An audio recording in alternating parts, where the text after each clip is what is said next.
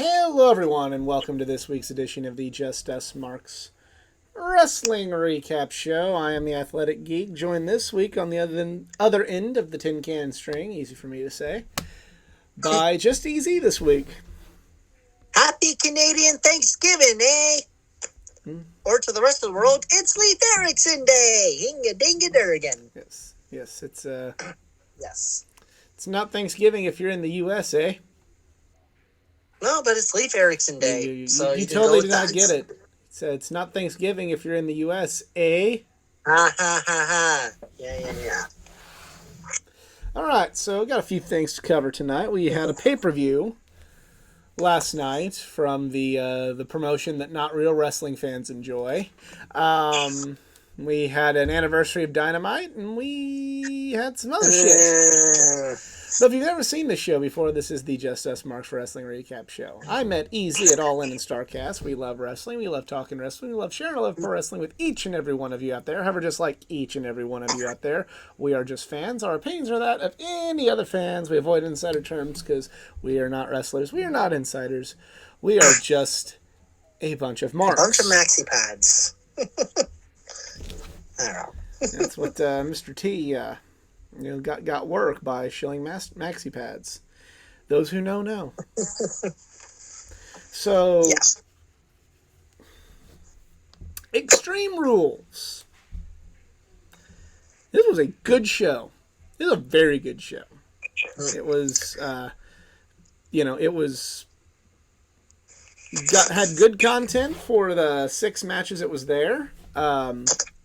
Amazing, no pre-show matches. Yeah. That's a first. For a B-level show, this was probably one of the best. For the equivalent of what would be considered an old in-your-house show.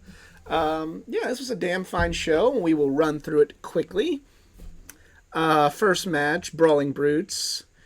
Sheamus, Ridge Holland, and Butch defeated Imperium of Gunther, Ludwig Kaiser, and Giovanni Visi.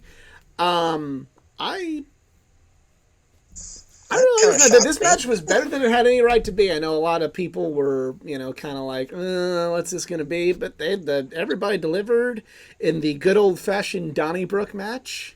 I really liked it. I only followed the results because I was already watching a race that took 6 hours to watch. Lesson for NASCAR fans, if you can survive watching the Coke 600, you can damn well sure you can watch the Bathurst 1000. Yeah. Which is Australia's equivalent to the Indy 500. Yep. And another thing we learned this week is the Coke 600 was better than the Roval race. Let's not talk about it. Yeah. I'm happy that I'm in my quote-unquote bunkie, so I'm up at the cottage recording, and if I scream any louder, I think the whole area would hear me because I was not happy. Yep. And then the less said about what happened to Formula One, the better. But congrats on Max Verstappen for becoming a double world champ under the dumbest ways possible. Yeah, again. I don't root for racing to go bad, but just hearing everybody upset about Formula One just makes me laugh at all the pretentious F1 fans. They're just like, you like left turns. That's terrible. It's like, yeah. It's like the amount of shit that Formula One fans will give to NASCAR. There are 3 things dumber that they have done. Yep. But speaking of dumb and speaking of bad things, next match on the card, Ronda Rousey versus Liv Morgan. This was not a good match. I'm kind of glad to see the Liv experiment's over. And not over as in, the term we don't use, like it's completed. I'm not a big Ronda Rousey fan in the slightest, but I was getting...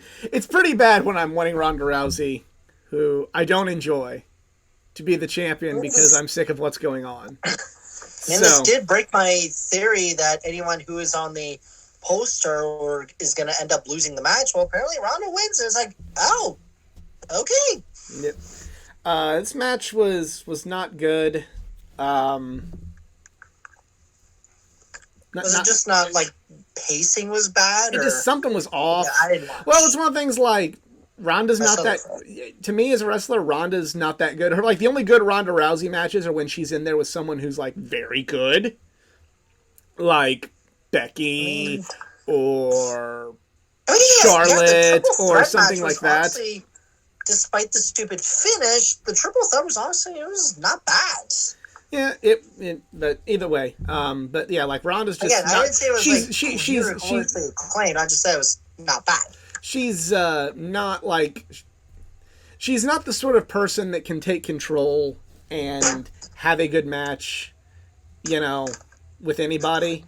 And Liv, Liv Morgan seems like a really nice person, but just her reign fell flat.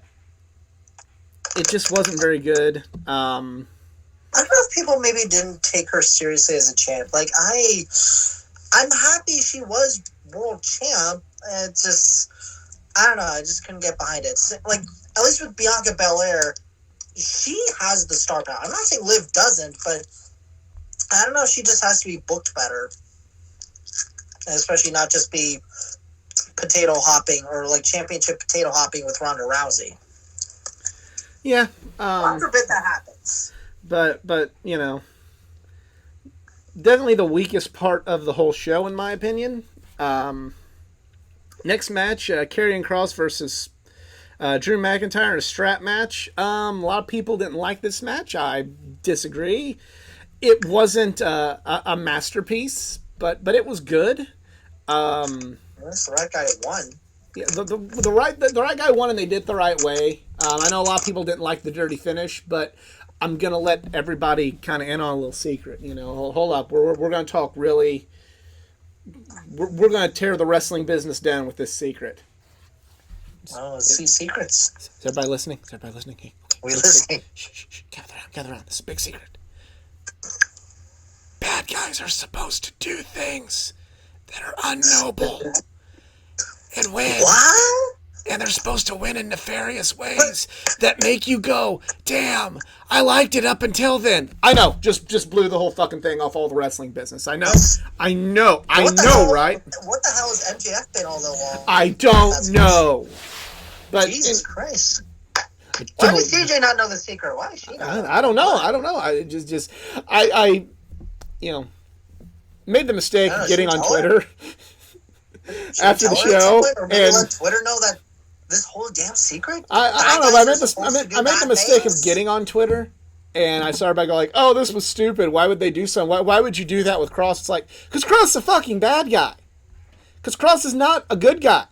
Because Cross's whole MO is he's not an honorable person.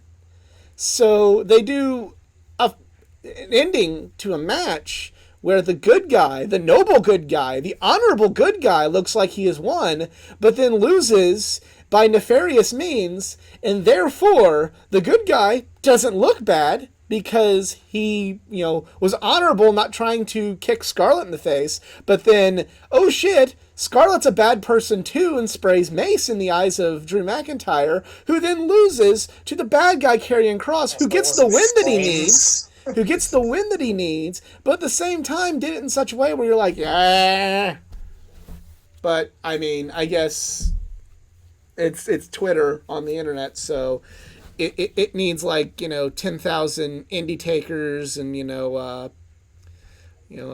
bunch of Flippy Will Ospreay moves, and then, and only then, will it be considered a good match. But I liked it. Again, not nothing you're going to see on like a year-end list or life-changing, but again, simple story, good story building up to it, good story in the match. The right person won. The person that lost doesn't look bad. Character development, great. Like good, the direction they're going could be very great. I will say that much. There we go. Now it's time for the part that made me angry. Raw Women's Championship match. In a ladder match. Bianca Belair versus Bayley. This was a good match. This is a damn good match. This is the one where I feel the wrong person won. Really... Big time. I really feel like...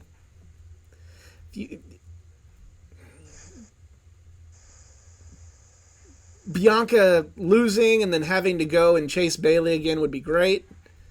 Would have helped damage control for them having the whole balance on the women's championship. Isn't Damage Control tag champs? They are, and then like them, all of them having belts would have been really good for them.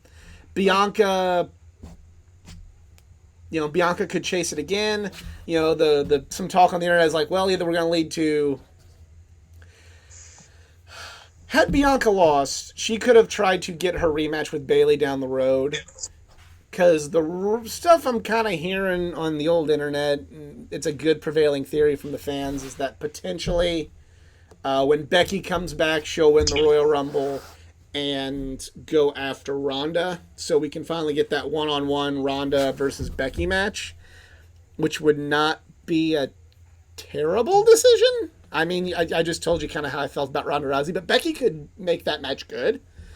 I feel like this was a drop ball. I really feel like this was a drop ball.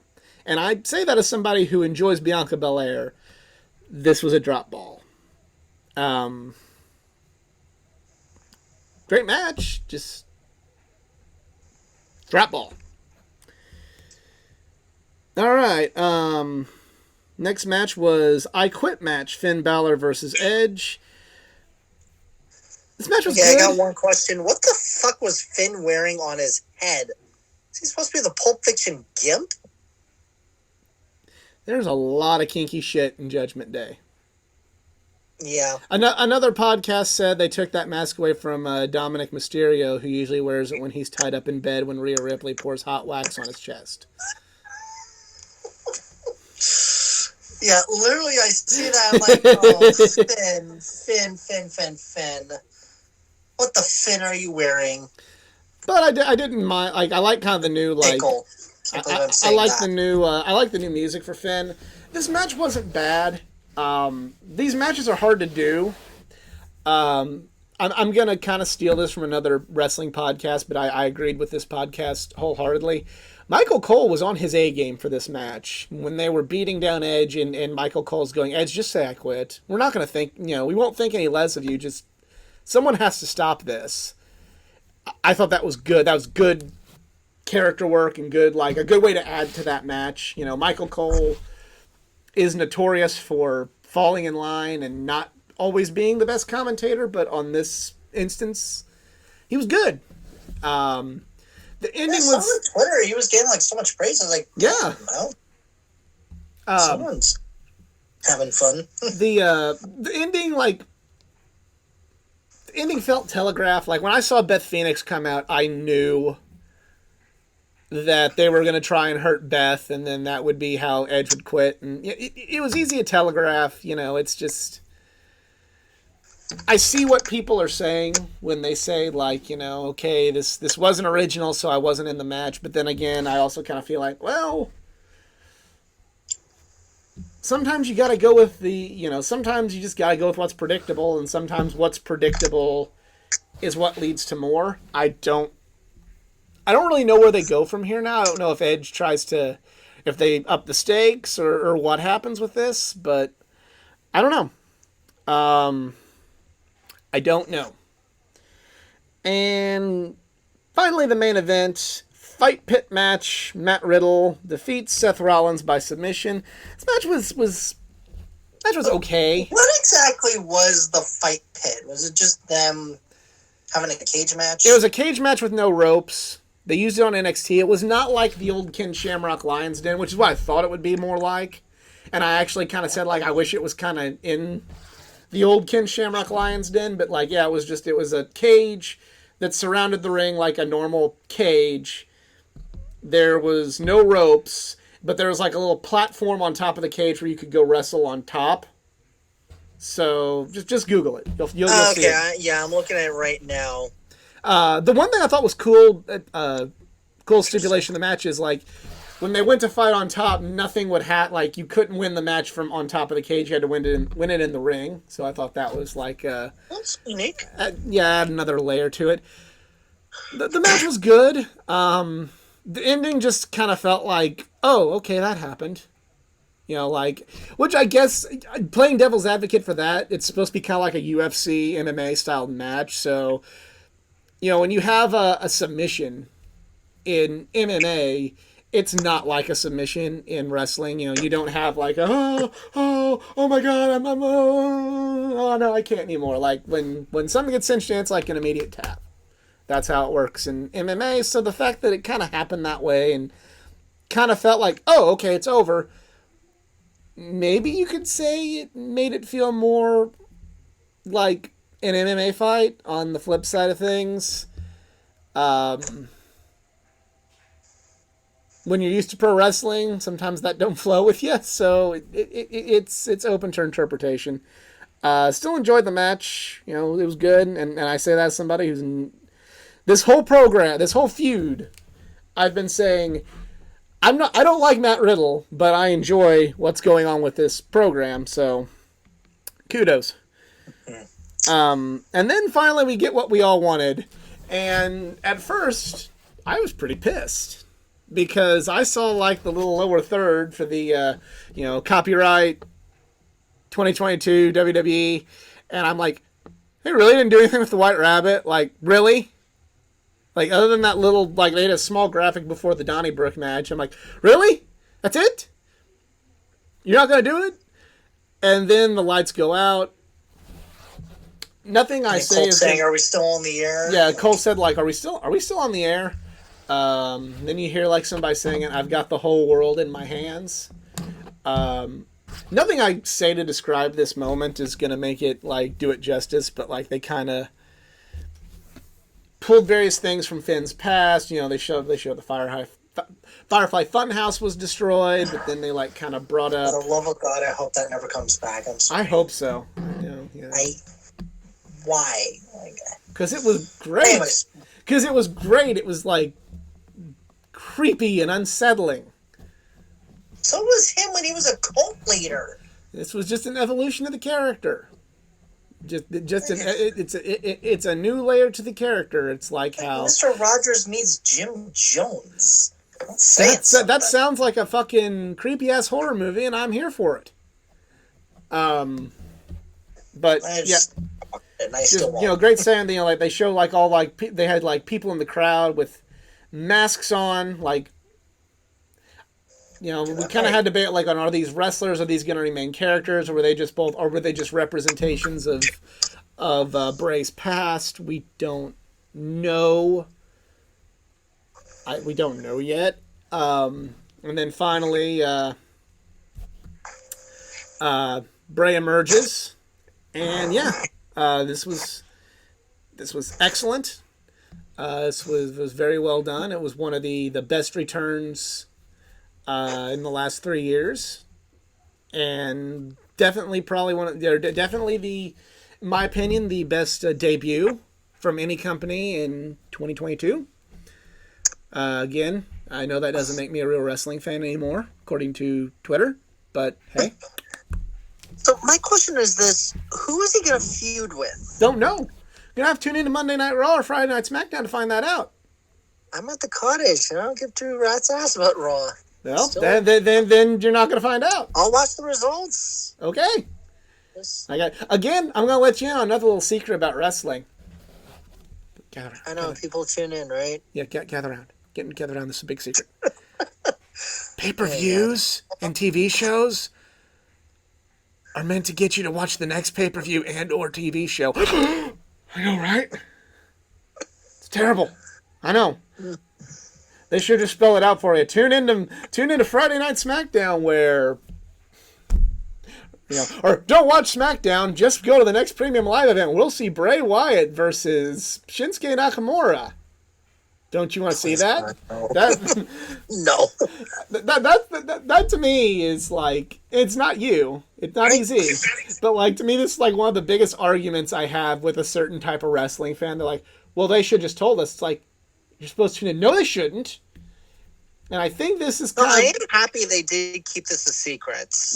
But still. But like, they should just told like, well, I don't know. Well, if I don't know who's going to wrestle, I'm not going to tune in. People have been spoiled by spoilers and dirt sheet going like, on Twitter, like, breaking news, Kenny Omega is going to wrestle Jon Moxley on Dynamite, or breaking news, Seth Rollins versus AJ Styles on Yeah, Raw. see, People have been AEW spoiled has by a like, problem with okay, surprises, unless you that tell too. me everything that's going to happen, and then I can, have a preconceived notion on whether or not this is good or not, and I can get some clout for saying whether or not it's good or not, I'm not going to watch.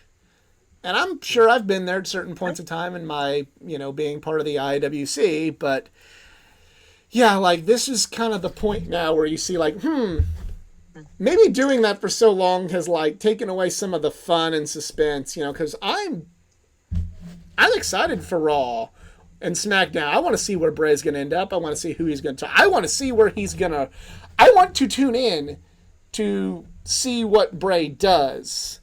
I don't want to be told by Dave Meltzer or Sean Ross Sapp or, some leak on Twitter like, first planned feud for Bray Wyatt is Rey Mysterio. I don't want to do that. I want to tune in and find out. I want to enjoy the ride again. This does get me thinking, it does expand my possible picks for the Royal Rumble, thinking, this could work. It depends. It depends. I know a lot of people are thinking, well, it depends on when Cody comes back. It's like, no. I'm not even going to say that. Oh, no? I think the very nature of Bray's character, like, he's going to get cheered at first because just of everything that happened. I don't think Bray is going to stay cheered long enough to go after Roman. Likewise, I feel the reign of the Tribal Chief has to end with Roman on the bad side of things and losing to a conquering hero. Roman on the bad side already? That's what I'm talking about. The two options are, the reason I say that, I don't foresee Bray Wyatt staying cheered and good up until the Royal Rumble and WrestleMania. Likewise, I don't feel they should flip Roman to the good side of things to be able to make that work. And the other thing is, also help if he didn't hold 2 title belts. But anyways, that's just me. The other thing is, does Bray really need a title? You could really. I'm saying in the long run, obviously not now. Well, but I'm also saying like I wouldn't mind seeing him get a title, but whenever The Fiend won the belt, it kind of took a little bit away from The Fiend. And then it ended up being his undoing for him having to be conquered the way he was against Goldberg. So it's kind of one of those things. It's like, do you bring belts into this, or does Bray just kind of go do his... Does Bray just kind of like torment other people and kind of like in that little... Essentially, is it like kind of... For a long period of time, The Undertaker wasn't really going after the belt. Like from when Hogan beat him for the belt in 91, Taker kind of went from like 92 to 94 not caring about the belt, and then he had a match and then didn't win it, and then didn't really care about the belt again until 96, and then he had a match against Bret Hart and didn't win it. And then from there, it wasn't until he won the belt at WrestleMania 13 that Taker was kind of wrapped up in the title storyline. So, for the most part, from Taker's debut till about 98, like, the world title just wasn't really the biggest deal to Taker, other than a few spots in there in between. I feel like you could do the same thing with Bray. Maybe every now and again, sure, give him a title, like once the pieces are kind of put in play and he's had, like, a natural progression to it. But on the flip side, maybe Bray just needs to be in feuds and kind of be his own... kind of be in his own little world, just, being able to creatively do the things he's doing that a title might take away from.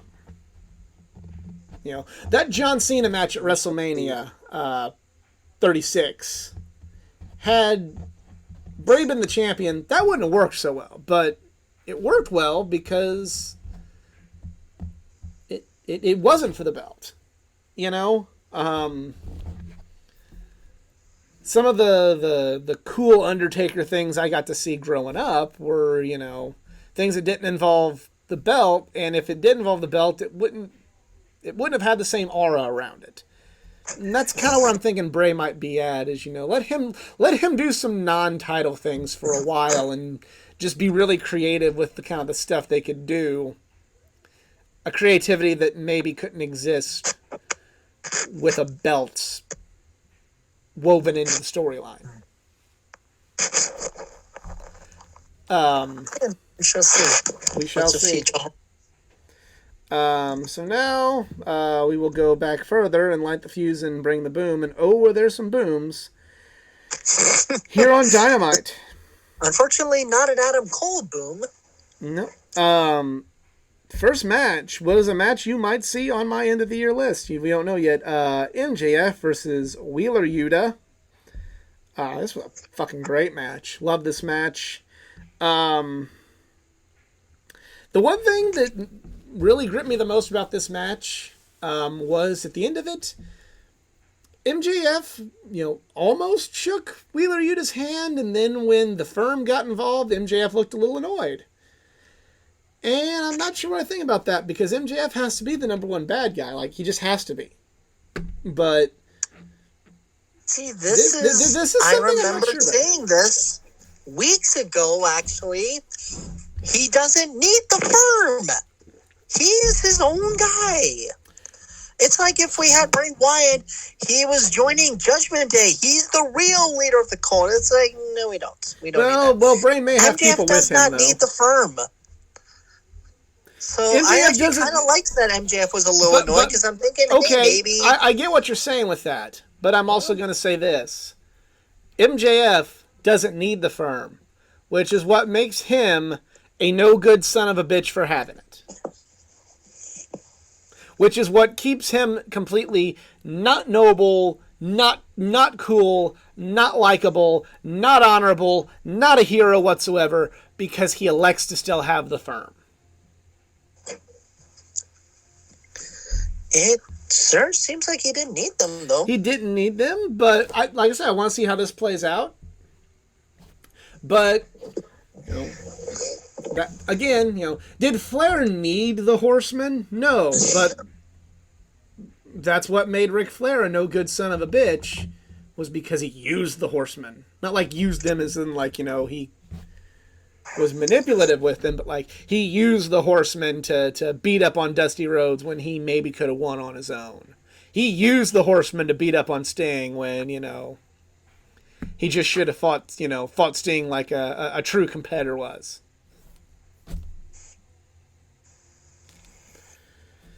All right. Darby Allin versus Jay Lethal. This was another good match. Darby wins.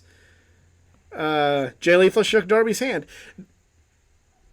Brian Cage versus Wardlow. Nice hoss match. Hey, everybody! Brian Cage is back! Brian Cage still exists, everyone! Somehow still employed. No, he's just in ROH. Last week we talked about roster overload. Here's a great example. He's just in ROH. ROH TV show, TBD.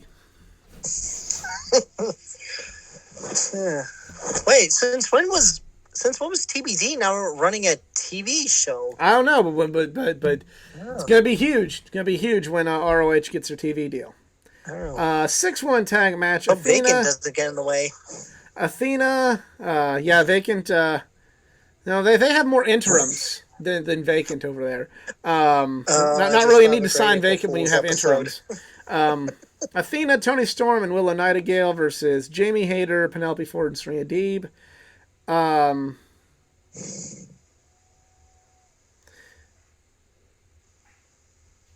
I mean, it was okay. Unfortunately, because I was with family, I only saw snippets of Dynamite. Yeah.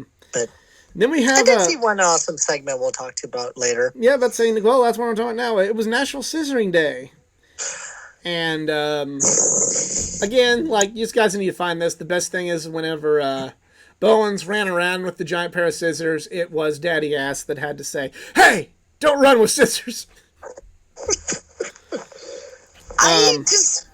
This is just, it literally just left me speechless on how fucking over the Acclaimed are. And then Max Caster even brought up the fact that his dad won a Super Bowl in the city of Washington. Yeah. Which was kind of cool. And then Smart Mark Sterling and Swerve Strickland come in and just fuck with everything and bring in lots of rock, paper, scissors references, which I thought was funny. Yeah. And it's funny, for a crowd that is supposed to boo Swerve, they still drink the Kool-Aid by saying, whose house? Swerve's house. I was like, wow, you guys are assholes. Hangman Page took on Roosh. Hangman won, which is a good thing. Wasn't a bad match. I'm just not the world's... I don't dislike Roosh. I just don't connect with him. Kind of the same thing with Andrade. Like, I just didn't connect with him. And more on that later. More on things that connected. But Andrade later.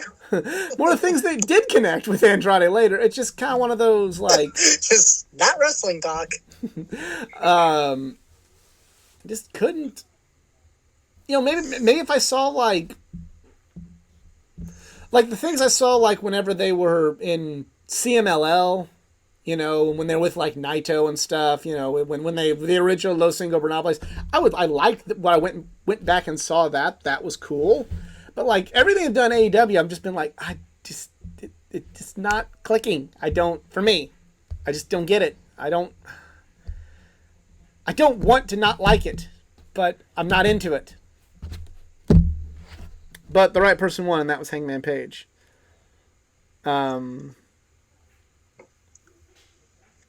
Moxley comes out and gives a warning to Hangman Page to set up their world title match. So they're making that official at Full Gear, or just in the long run? In the long run.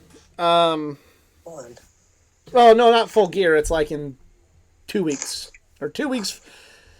2 weeks from Dynamite.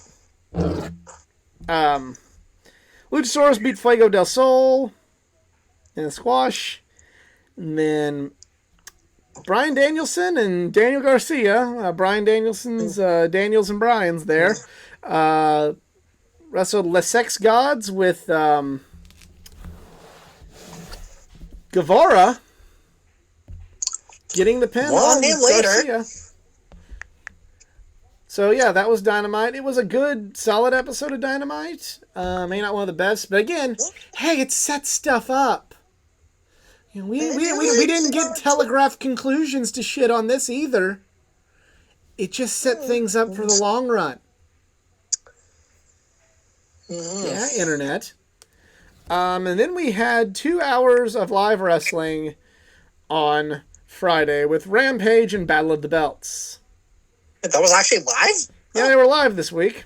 So let's talk about this. On Rampage, the Blackpool Combat Club of Jon Moxley, Claudio Castagnoli, Wheeler Yuta defeated Roosh and Private Party. I did enjoy this match. Tony Nese and Josh Woods defeated the Varsity Blondes. I enjoyed this match a little less. Anna Jay and Ty Mello defeated Madison Rayne and Sky Blue. I enjoyed this match significantly less. And then they built up about how this was the 2-year anniversary of Brody Lee's final match. And the Dark Order wrestled Death Triangle for the Trios titles. And they lost when Pac used a ring bell hammer to get the win. And I don't know how to feel about that. Yeah, I didn't like this. Unless Dark Order eventually takes out Death Triangle down the road, I don't like this at all. Like, I appreciate the fact that, again, you had bad guys doing bad guy things in order to win. I appreciate that. But that's honestly what I liked with Dark Order. It's like, with and without Brody Lee, they were a pretty, it had a rocky start at the beginning, but it eventually grew to a pretty, terrifying stable. No, they're funny. Like, they've been funny. They're likable, wholesome now. Especially because of BTE, but like, here's the thing. Like, eventually, this kind of took away everything that they were originally built for. Well, they're never going to be terrifying anymore. Let's be real. Like, after what happened to Brody, they're never good. They can't go back to that. They just can't. But to me, I just really... Dark Order's popular, Dark Order's talented, yet they always are... I feel like they're always just going to be behind the quote-unquote... what AEW wants us to believe are the good acts. They're going to be behind the Elite. They're going to be behind Death Triangle. They're going to be behind all these other things. They're never going to get their one moment where it's like, oh, okay, here we go. They're going to get their feel good something and be featured and actually be popular, or have the chance to be popular. Like, oh, no.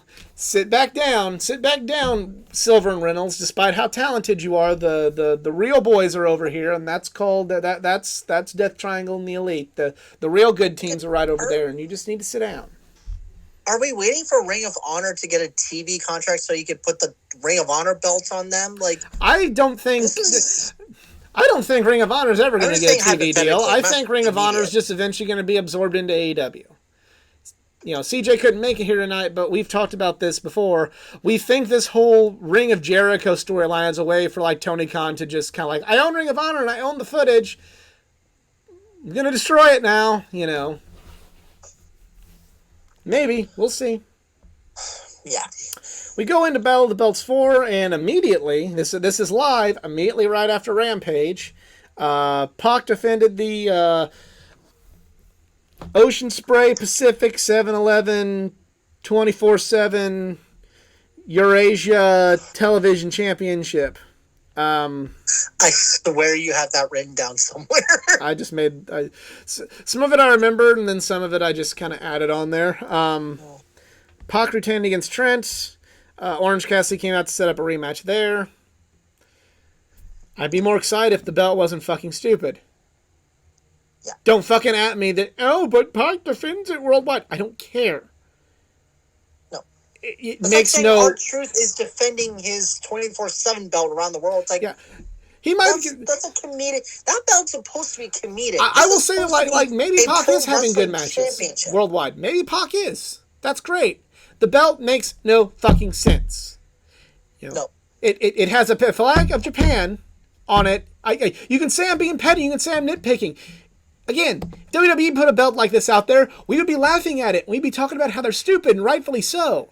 So, you create a new belt for no reason that makes no sense, called Atlantic, with a flag from the Pacific on there, and it does not make sense. How is Chewbacca a Wookiee on Endor, and how's he with Han Solo? It does not make sense. Look at the pretty monkey, it does not make sense.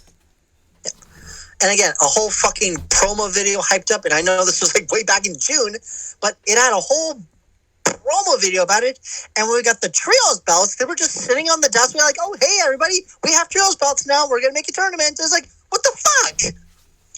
Yep. It's like literally like it's like if the trailer for Endgame came out and say, like, Thanos has been defeated, and let's see, we will show you how if you watch the movie. It's like, what the fuck?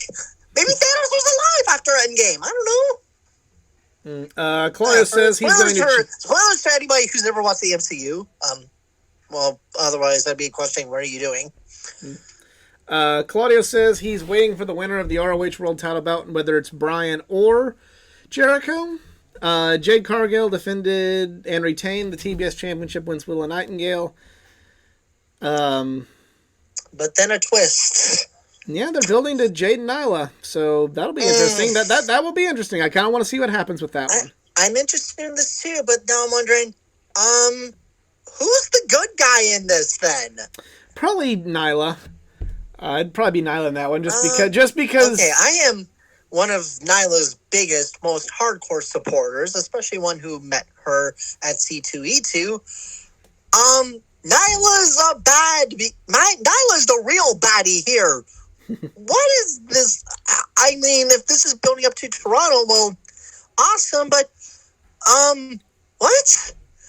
Nyla? I love Nyla. This is awesome, but she's not the baddie here. We need a goodie for this. We already have a baddie. It's Jade Cargill. I don't know if they're still putting it to when Chris Statlander comes back from Galaxy, but I'm very lost with this. And if Nyla I say as a somehow match, I'm interested. I'm interested because I don't think that Jade's ever faced a threat like Nyla yet. Yeah, that's what I'm saying. You know, if they're thinking Nyla is going to, you know, defeat the streak, I'll be like, I'm not, you know, I'm not going to be disappointed about it. I'm just not sure if I'd be okay with that. But who knows? I mean, Nyla has been a record setter before, you know, first trans woman to win a professional women's wrestling belt. And, you know, she could be AEW's first two belts champ. Or in this case, you know, she's won the women's belt and she's going to win the TBS belt. Like, that would be awesome. I'm just not so sure with this because, again, Nyla is still walking down the villain entrance. And so is Jade. Yeah, and so is Bryan Danielson. Danielson can never make up his mind. But yeah, main event time, ROH Tag Team Championship match. FTR retained against Gates of Agony because we can't put FTR in the AEW tag title scene now, can we?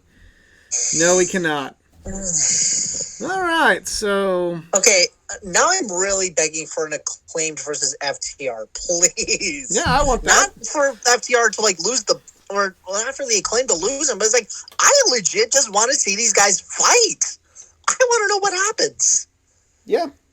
You know, at least you'd actually give FTR some fucking TV time. Yeah. So, now's the part where we briefly talk about more drama in AEW. It's now becoming a weekly thing, people. Yep. Literally, go look at our last episodes. Yep. This is how we fucking end the show. So, apparently, Endurare was sent home because he and Sammy Guevara got into an altercation at... This is like what? Dynamite. Sammy's like fourth fight in real life? Yeah. Sammy, this is coming off the heels of Sammy Guevara and Eddie Kingston already having a fight. And already coming off the heels of, you know, Scrumgate. So, yeah, I don't know what to think about all this, because, again, this is all speculation again. And this all started off fucking Twitter, and literally, like, I even, like, at them about this, because it's like, look, this is getting so dumb. This might take me a while, so you can say your piece. Well, I see, because I don't really have anything to say. It's like... You know, it is funny. You know, CM Punk says he works with children, and that's true. It's just Punk was one of the children. You know, he thinks he's cool calling out the children, but he's also a child himself. But this is it. This is children.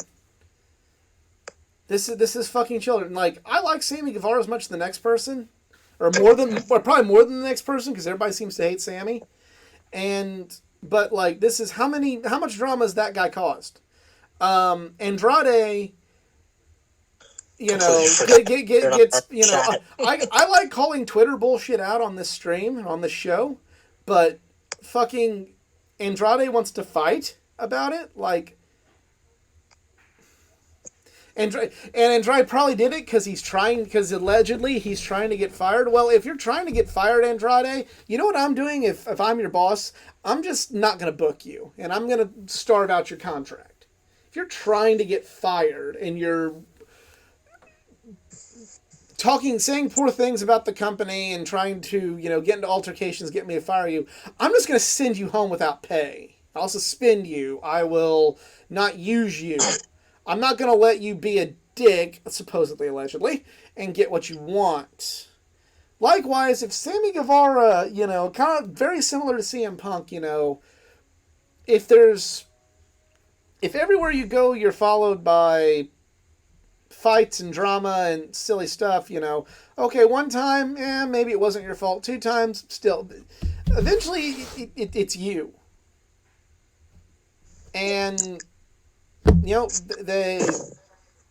just had a big kerfuffle about this a month ago, saying AEW needs better leadership, AEW needs more stuff, and even CJ said on our chat that we need, Tony Khan needs to hire HR if they have one.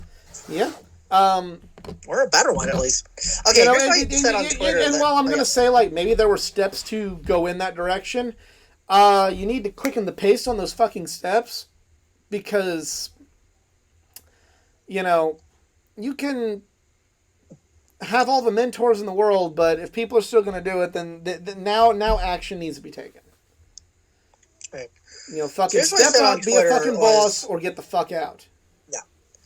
So I said on Twitter, okay, as a supporter, fan, and adult on this planet, and I literally at Sammy Guevara and Andrade El Idolo, can you both act like adults for once in your careers? Do not turn AEW or whatever wrestling promotion y'all want to work for into a fucking civil war based on your hardcore egos. Grow the fuck up.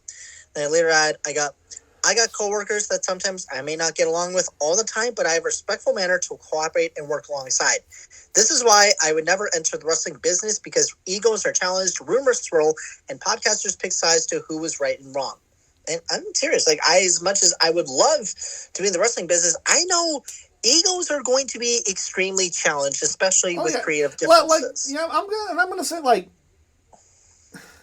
egos and pettiness is nothing new to wrestling. It's happened before, and it's gonna continue to happen. No, the reason that this feels so bad is because AEW presented itself as, we don't have that here. The fan base said, I like this. I like this promotion more because they don't have those sort of things.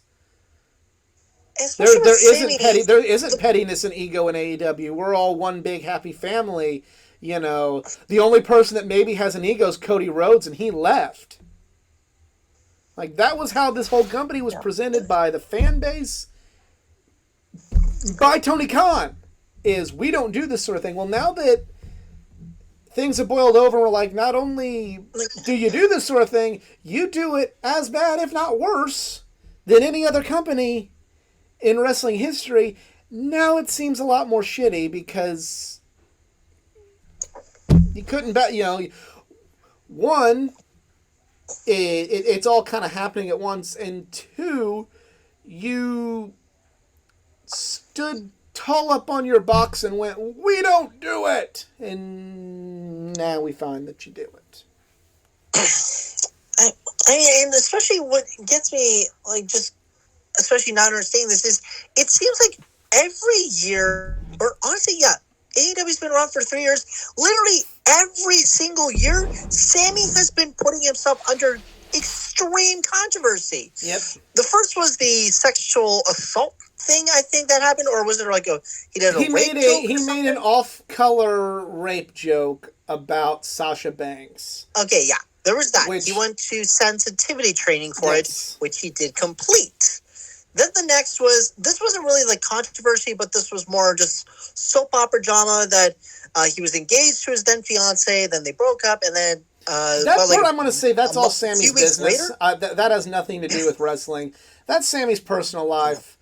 I don't pry. Well, people were on the because the IWC just loves to stir drama. They kept thinking, Ty Conte broke up Sammy in his engagement, and she was getting so much crap for that. That's this wasn't Sammy's fault. That one is Sammy's personal life, and the internet needs to take response. The other stuff with Sammy, maybe I won't give him the pass on those, but yeah. And now with the brawls that he had with Eddie Kingston, and now with Andrade, is what the actual hell is going on with you? You know, like the BTE running gags they had with Sammy Guevara was like, what a fucking asshole he is. I'm now going to imply that. Why is Sammy really being an asshole with this? Why is he like trying to pick fights with anybody now? Like, this is getting a little ridiculous, especially it seems like he's getting a pass for this. You know, Eddie Kingston was, you know, silently suspended, but, you know, those two at least apologized and made up for it. Eddie Kingston was the one that did put hands on Sammy. Yeah. But now it seems like it just seems like controversy is always following him, and I'm just wondering, like, dude, what the hell is going on here? It's much like CM like, Punk. even if he Everywhere wasn't you the go, you instigator, say, like, everybody's bad, all these bad things are happening. It's like, well, maybe... It's like, even if you're not the instigator, then I'm still wondering, then what the fuck are you getting yourself into here? Yeah. Like, but, I don't know. It's like you're getting in trouble, like you keep getting in trouble with the law, but it's not because, you know, this is your fault. It's like you're hanging out with the wrong people. This kind of seems like Sammy is hanging out with the wrong people. He's just not getting in trouble for it. He just seems to just enter in there. I don't know. I don't know, but I'm getting really, you know, and if I'm getting really sick and tired of this fucking shit from AEW. I'm getting really, I said when we did the podcast after the media scrum, I said, I think my passion for AEW is dead. I think there. I mean, like, I'm not saying I don't like the show. I'm not saying I still don't enjoy the show, but I don't want to say I'm not over AEW at this point, but I don't even really know how to put it. I'm sick of it. I'm sick of Tony Khan running his mouth, and then when something happens, because you know, at the time of this recording, you know, we're gonna have the DX reunion tomorrow, or you know, we're recording this on Sunday. We're gonna have the DX reunion tomorrow night on Raw, and Billy Gunn's not gonna be there, and I bet you dollars to donuts they're going to take a pot shot at AEW. Is it unnecessary? Is it something they shouldn't happen? Yeah. They do it. Yeah, it was unnecessary and shouldn't happen. I'm awaiting for Tony Khan and all of the AEW fans that have influence here on the internet to be like, why would you do that petty on WWE's part? When Tony Khan runs his mouth about trying to kick, you know, take shots, talks about how much, you know, look at me, I'm better than you. Oh, I'm the long string team. When he runs his mouth and takes pot shots just as much. I'm sick of that.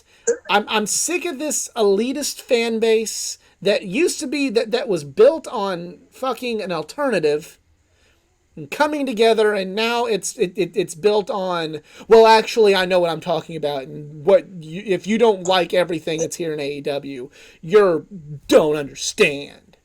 That's this. You know, I'm fucking sick of hypocrisy. I'm sick of double standards. I'm sick of, you know, things like this happening in WWE and going like, why would anyone support that company? And then being told, well, actually, this is why, you know, we still support this. This is why it's okay. It's like, I'm sick of it. I am disenfranchised with this promotion. There was a video recently uploaded. It was from Brian Zane. So, and honestly, people, you gotta check this one out. So, obviously, you know, we may shit talk, you know, a lot about with WWE and AEW, but obviously, both companies, they do have their good sides. You know, I may not, you know, I may not like religiously watch Raw or SmackDown all the time, but it doesn't mean I don't like them. I never have time for it, but I still keep up with the results. I want you to finish, but I just want to point something else out for the record. Yeah, me going off on AEW, that's not me saying that WWE doesn't do it or should be forgiven, but, you know, when I bought into all of this thinking, like, we have a place for everybody, and then when I go, like, I like this WWE match, getting told, actually, it's bad by so many people because AEW, bro. Here's also another don't like sport that. Here's another sport that we both love passionately, and especially with NASCAR. The next gen car is supposed to be, you know, the best car out there. Well, not really, especially with now the recent injuries that's been going on, and we can still criticize the crap out of NASCAR. I still do with, like, I completely hate stage racing, and especially after today, I now officially hate the playoff format. But, there's still great things I could always say about with NASCAR. But back with, like, pro wrestling, like, the one thing that Zane especially mentioned was Tony Khan on Twitter. Yes, that is the one thing when I say, shut the fuck up already. I don't give a shit anymore if you're still thinking the WWE bots are trying to ruin the show, or, if you're saying, well, our product's way better on, like, the 1849 demographic, and, we're going to, like, make this a fun event for you guys. It's like, how about you just give us a fun event to worry about? Like, okay, back with the NASCAR thing, it's like if they're trying to hypothetically, and they did this before, saying that we're a lot better than Formula One because this is what we do. I don't give a rat's ass what's going on with Formula One, and I especially don't give a rat's ass what you want me to know about them. I just want to enjoy the fucking product. Is it that hard? Believe it or not, you're making it be hard to support. Honestly, just support pro wrestling in general. Yeah. I can contribute this with WWE as well. It's like, I don't give two shits what you're gonna try to name drop AEW, all that. It's like, nobody fucking cares. I just want to watch the show. But I must say that I don't. If they take a pot, they may not. This may be rendered moot, by the end of Raw tomorrow. If they do take a pot shot, I'm going to say this: AEW has it coming. Tony Khan has it coming. All the way that they run their mouth and they, get on fucking Busted Open and talk shit about everything about, like, oh, they run their business so poorly. And I'm not saying that WWE hasn't done that, but you know what? Apparently you're not very good at it either. So for all the times you get on your social media and try and be an arrogant fuck, if they make a joke about AEW because Billy Gunn's there, you have a small receipt coming. You've had a couple of them coming. I'm not going to say WWE's perfect. I'm not going to. I don't stand with them as being like anything better, but this whole bullshit. Every fucking week, Tony Khan has some sort of, this is why we're better, and, everybody's like, that's fine, and then when WWE just says, like, hey, this was a good match, being told, what insult to our intelligence, because we all know that wasn't good. Actually, it was bad. It's...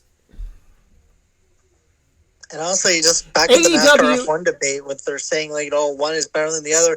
Honestly, both their races were shit shows today. So, yeah. Yeah.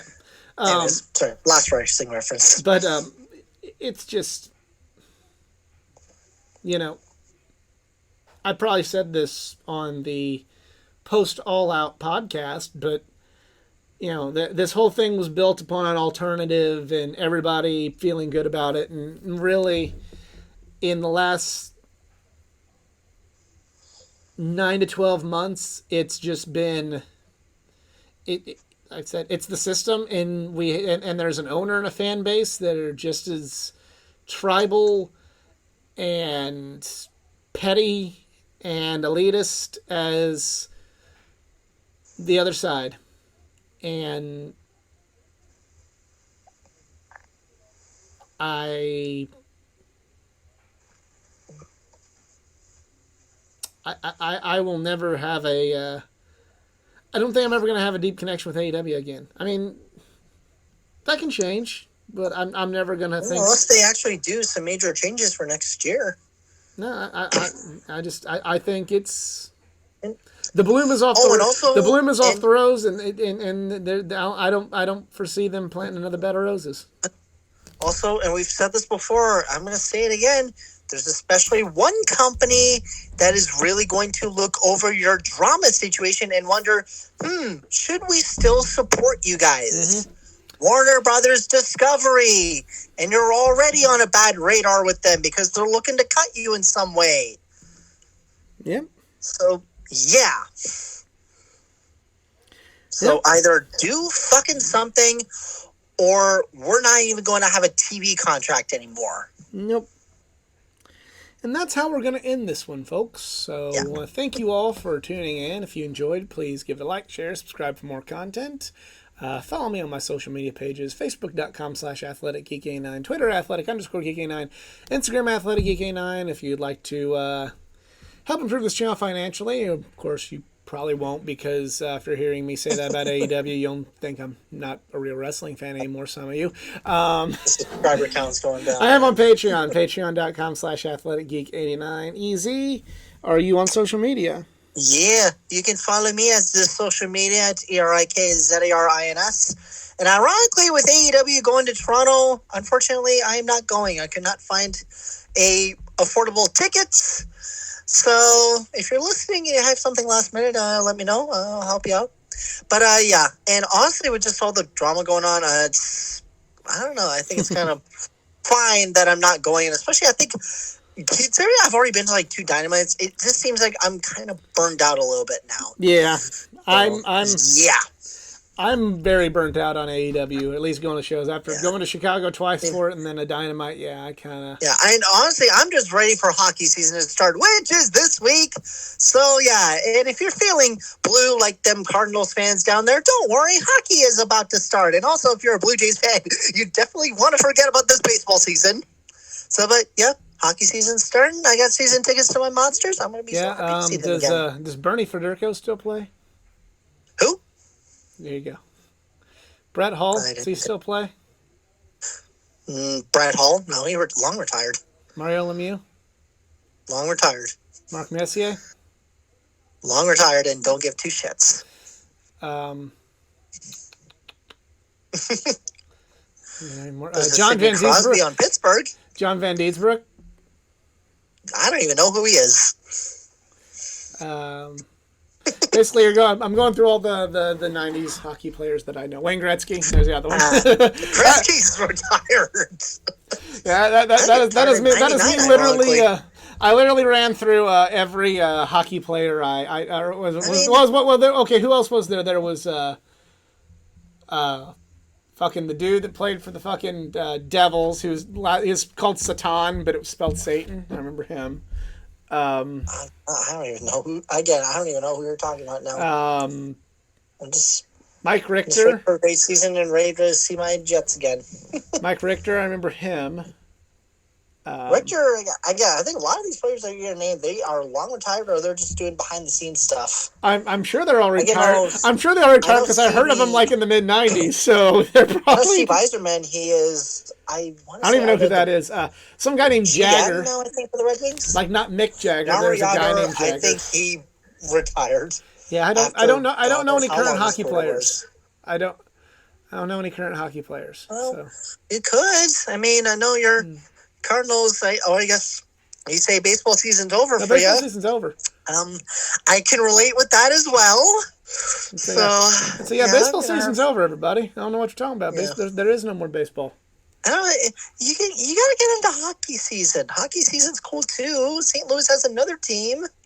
You know. Yeah, the Battlehawks. So blue Battlehawks about 2023. But the cause, the law, and we'll see you next week.